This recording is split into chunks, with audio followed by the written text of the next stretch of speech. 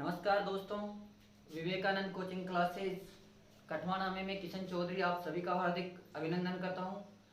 आज का हमारा टॉपिक बहुत ही शानदार है, घनमूल निकालना। अक्सर प्रत्येक एग्जाम में घनमूल से क्वेश्चन आते हैं और चाहे वो 8th क्लास हो, 10th क्लास हो या हम किसी भी कंपटीशन की तैयारी करते हैं तो उसमें घनमूल का टॉपिक होता है। तो देखो घनमूल कैसे निकाला जाता है। सबसे पहले मैं बात करता हूँ 12 के घन की। तो 12 का घन होता है 1728। अब घनमूल निकालने के लिए सभी को 1 से 9 तक के घन याद करना है।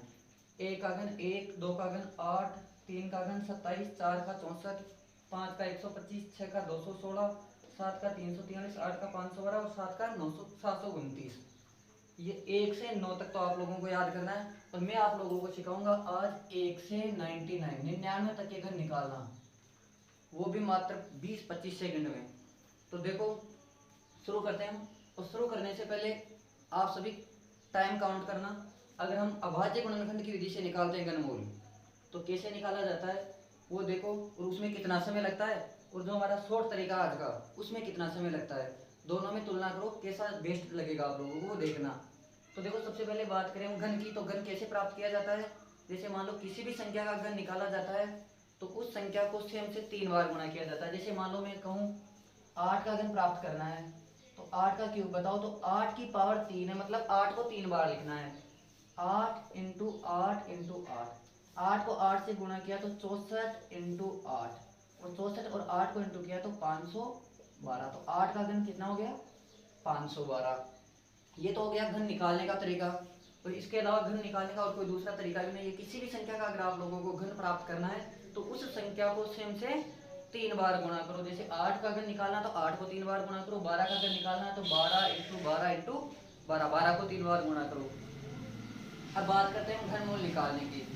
तो जैसे 1728 का घनमूल निकालना तो सबसे पहले हमारे पास तरीका होता है अभाज्य गुणनखंड करने का। चलो देखो 1728 12 का घन है तो हमारे आंसर भी 12 होंगे। तो देखो सबसे पहले 2 का भाग देंगे इसमें, तो 17 में 1 में भाग नहीं जाता, 17 में देंगे तो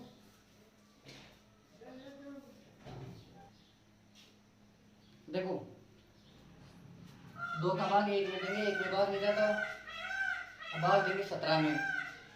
तो 17 में भाग दिया तो 8 बार में 16, 1 बच गया, 12 हो गए, 6 बार में 12 और 4 बार में 8, और दो से डिवाइड करो, 4 3 2, और 2 का भाग दोगे तो 2 बार, 1 बार में 2 और 6 बार में 12, 216 के आप आते 108। देखो 2 एकम 2, 1 में भाग देंगे, 1 में भाग नहीं जा रहा तो भाग टूट की 0, और 16 16 में 2 का भाग दोगे तो 8 बार, फिर 2 का भाग देंगे तो 108 में 2 का भाग दोगे 54 बार, 54 में फिर 2 का भाग दोगे 27 बार, अब 27 में 3 का भाग दोगे तो 9 बार, और 9 में 3 का भाग दोगे तो 3 बार, 3 में दोगे 1 बार। अब घनमूल निकालना है, अगर वर्गमूल निकालना होता तो 2 2 के जोड़े बनाते। अब घनमूल ज्ञात करना तो हमें 3 3 के जोड़े बनाने हैं। तो देखो एक तो ये, एक ये और एक ये, 2 इंटू 2 इंटू 3, 4 और 4 3 12, हमारा आंसर आ गया 12। मतलब 1728 किसका घन था 12 का। ये तो हो गया अभाज्य गुणनखंड विधि से। मगर हमें जैसे मान लो इतनी बड़ी संख्या है, जैसे 9,12,413 है, इसका अगर घनमूल प्राप्त करना है तो इसमें तो बहुत टाइम लगेगा यदि हम अभाज्य गुणनखंड विधि से निकालते तो इसीलिए हम ऐसा शॉर्ट तरीका का उपयोग करेंगे जिससे मात्र 15 20 25 सेकंड में हमारे क्वेश्चन का आंसर हो। तो देखो हम शुरुआत करते हैं इन क्वेश्चनों का हल। देखो 12,167 है। सबसे पहले पीछे से 3 3 के जोड़े बना लो। एक तो हो गया 167 का और एक हो गया 12 का। अब इस 12 को देखो, इस संख्या में देखना है इसके घन में, तो 1 का घन 8, 2 का 1 का 1, 2 का घन 8 और 3 का 27, 12 27 से ज्यादा है तो यहाँ कितने का घन लेंगे 2 का, तो इसके नीचे तो लिख दो 2। और 167 में आप लोगों को इस 167 से में से सिर्फ इसका इकाई अंक देखना है। इसका इकाई अंक कितना है 7। अब इस घन संख्या में 7 इकाएकांक कहाँ है वो देखो, 7 इकाएकांक ये देखो, ये रहा। किसके घन में है? 3। तो यहाँ लिख दो आप लोग 3। आप लोगों का आंसर हो गया 23। अब आज गुणनखंड से कम 2-4 मिनट लगते हैं इसमें, फिर ये मात्र 15-20 सेकंड में ऐसे कर सकते हो। प्रत्येक क्वेश्चन को देखो, जैसे 54,872 है, वही देखो 7 के साथ निकालो। 54,872 में ये एक जोड़ा 3 का 872 का हो गया, और एक हो गया 54 का। वापिस 54 देखो, 3 का 27 और 4 का 64। अगर हम 4 का घन लेते हैं तो 64, 54 से अधिक हो रहा है, तो हम कितने का घन लेंगे? 3 का।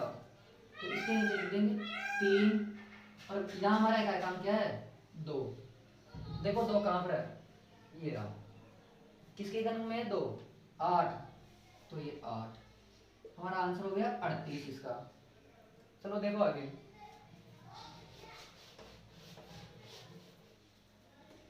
एक लाख 75,416, एक जोड़ा तो हो गया 416 का, और एक हो गया 175 का। अब 175 किसके आसपास है? देखो देखो 5 का घन होता है 125, और 6 का घन होता है 216। अब 216 तो 175 से अधिक है, तो हमें 5 का घन लेना है। मतलब इस जो इसका इकाएकांक जो 5 का घन है, तो ये 5 तो रख लो इसके नीचे, और इसके नीचे देखो इकाएकांक क्या है? 6। 6 कहाँ पर है? ये रहे 6, तो ये 6। इसका आंसर हो गया 56। देखो आगे 4,74,552, तो 4,74,552, इसका एक जोड़ा तो हो गया 552 का, और एक हो गया 474 का। अब 474 देखो किसके आसपास है? 7 का घन 343, और 8 का 512। तो चलो देखो 474 है किसका? सॉरी 743, ये तो इससे कम। और अगर हम 8 का घन लेते हैं तो 512, जो 474 से अधिक है। तो पहला अंक तो हो गया हमारा 7, और दूसरा अंक देखो इकाएकांक 2 है, और 2 किस में आ रहा है? वही वापिस 8 में। तो इसका घनमूल हो गया 78। देखो 5,92,704, तो 5,92,704, एक जोड़ा तो हो गया 704 का, और एक जोड़ा हो गया 592 का। देखो 592, अब 8 का घन है 512, और 9 का है 729। तो 9 का घन अगर हम रखते हैं तो 729, तो 592 से अधिक है, तो 8 का 512, मतलब यहाँ रखेंगे हम इसका अंक हो जाएगा 8। चलो देखो 4,74,552, इसका एक जोड़ा हो गया 552 का, और एक हो गया 474 का। अब 474 को देखो 343 तो 7 का घन, और 8 का घन है 512, तो 512 तो 474 से ज्यादा है। तो जो हमारा इकाई का जो इसका अंक होगा वो होगा पहला 7। अब यहाँ इकाएकांक 2 है, और इसमें देखो घन संख्या में इकाएकांक 2, 8 का घन में आ रहा है, तो ये 8। तो 4,74,552 का घनमूल हो गया 78। आगे देखो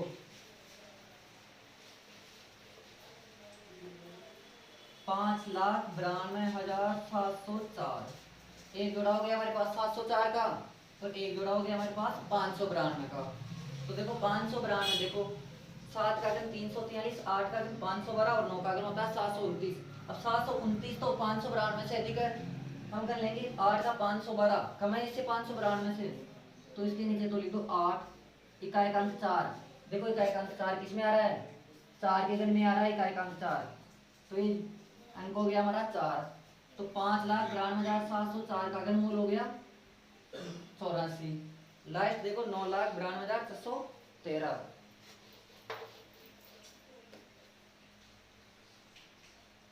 12,613।